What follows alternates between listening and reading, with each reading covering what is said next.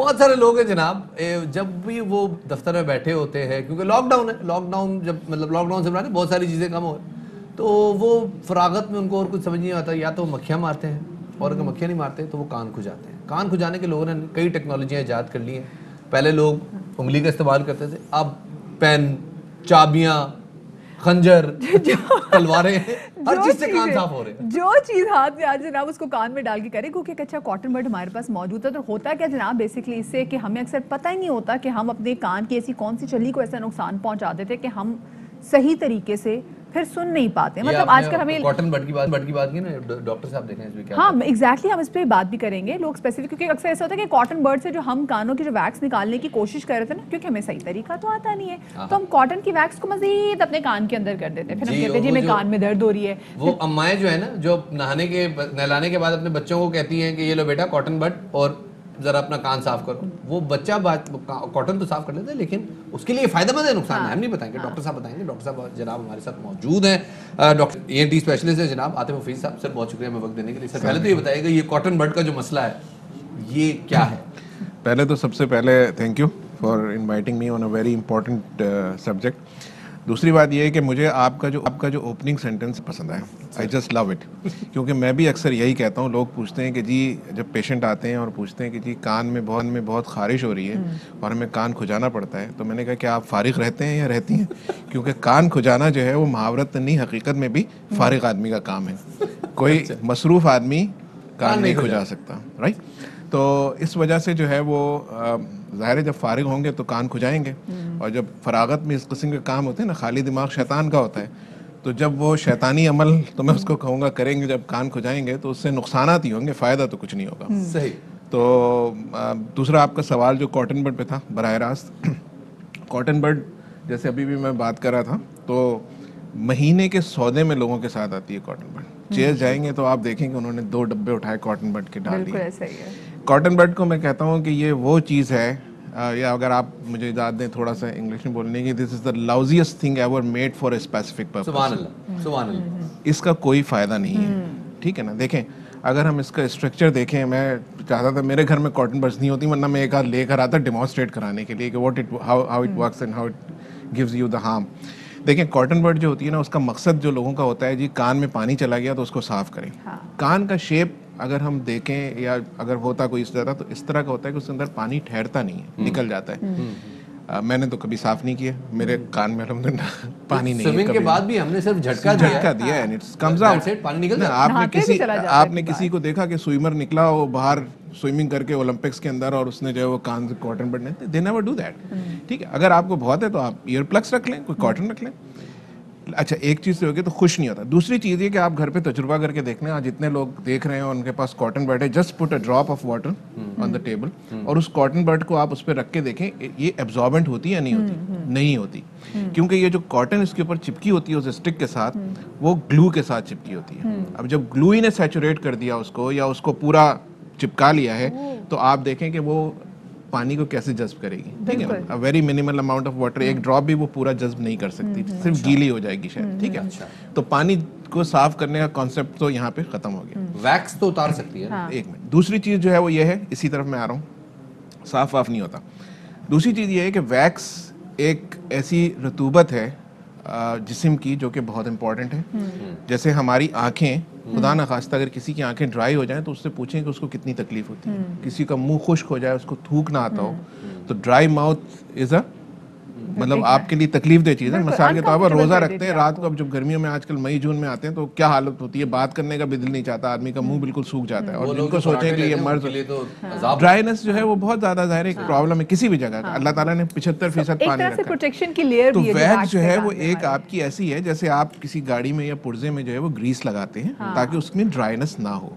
फिर ये बहुत सारे फंक्शन है, क्योंकि देखें अल्लाह मियां ने कान बनाए, यहाँ से ये साउंड कलेक्ट करता है, इसी तरह का ना जैसे एक आप यूं करके करते हैं, कलेक्ट करते हैं, ठीक है ना, it's a collector of sound. उसके बाद फिर ये जाती है और अंदर जाके पर्दे पे लगती है। पर्दे के आगे कोई और लेयर नहीं है, जैसे आंखों के हमारे आईलिड्स हैं, लेकिन कान के पर्दे के आगे सिर्फ ये कान का शेप है जो बच्चों में तो बहुत ही सीधा होता है, एडल्ट्स के अंदर जो है वो थोड़ा सा कर्व्ड होता है, जरा सा उसकी डायरेक्शन पीछे की तरफ होती है। तो it is the natural protection that it gives, अल्लाह ताला ने कुदरत में रखी हुई।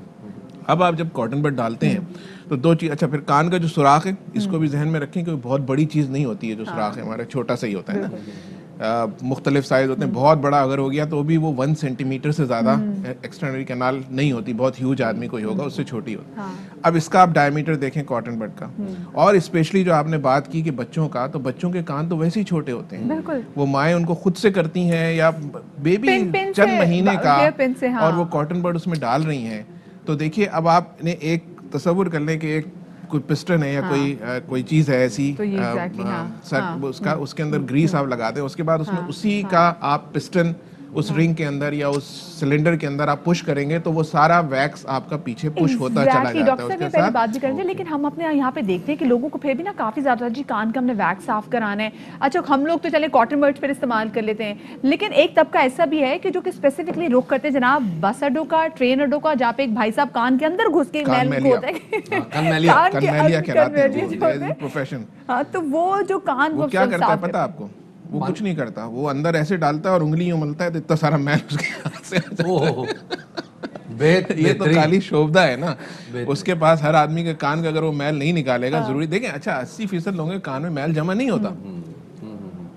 मैंने या हो सकता है आपने भी, या ज़ाहिर जितने मेरे पास अगर रोज़ाना मिसाल के तौर पर फॉर एग्जांपल एक हम ले लेते हैं कि अगर मैं 40-50 मरीज रोज़ाना के देखता हूँ तो उसमें से 5-6 के कान में मैल होता होगा, दैट मीन्स कि इट इज़ लेस देन 10%। ठीक है ना, सबके कान में तो मैल जमा नहीं होता, और एक नेचुरल जो है वो एक लेयर होती है जिसको डिस्टर्ब करना मुनासिब नहीं होता। जो एक्स्ट्रा वैक्स होता है वो बीच में पड़ा होता है, and when you push it या आप कॉटन बड करेंगे तो ये जाके पर्दे के साथ इरिटेटिंग होता है। ये जो कान का मैल है ये बाज लोगों के लिए जिनको ज्यादा होता है उनके लिए इरिटेटिंग होता है, आवाजें बाज दफा सही सुनाई नहीं देती, डिस्टर्बेंस वैसे भी रहती है, चक्कर आते हैं कुछ लोगों को बाजू का वैक्स ज्यादा हो जाए। सफाई का क्या तरीका कार है, कैसे करवाई जा सकती है, क्या करना चाहिए? देखें इसका जैसे मैंने कहा 80% लोगों को जमा नहीं होता है, ये कुदरत का निज़ाम है।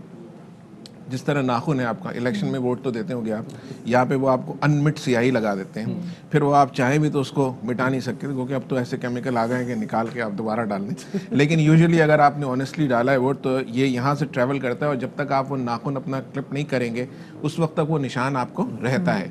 ठीक है ना, ये कभी भी आपको इसी तरह से कान की जो स्किन है अंदर की, वो अंदर से बाहर की तरफ ट्रैवल करती है और वो अपने साथ इस वैक्स को बाहर लेकर आती है। ठीक है ना, हमारे जो है वो हमारा जो मज़हब है, मैं तो ये कहता हूँ कि वो, मैं क्या कहता हूँ है कि मुकम्मल दीन है। ठीक है ना, हमें वुज़ू में क्या सिखाया, 5 दफ़ा आप मसा करते हैं। अगर तो नाक में पानी डालें, अंदर कुल्ली करें, गरारा करें, लेकिन कान के अंदर पानी डालने को नहीं कहा गया, because it is not needed.